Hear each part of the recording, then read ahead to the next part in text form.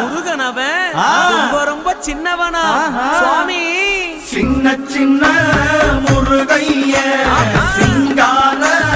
முருகைய கொஞ்சி கொஞ்சி தமிழ் பேசும் செந்தில் வடிவேலனவன்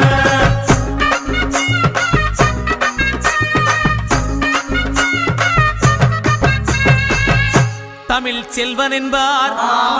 சத்குணசீலன் என்பார் மயூர வாகனன் என்பார் மருதமலை ஆண்டவன் என்பார் சென்னிமலை சுவாமி என்பார் சிவன்மலை வேலா என்பார் ஞானபடி வேலன் என்பார் வேலாயுத சுவாமி என்பார் தேவாதி தேவன் என்பார் ஸ்கந்த குரு என்பார்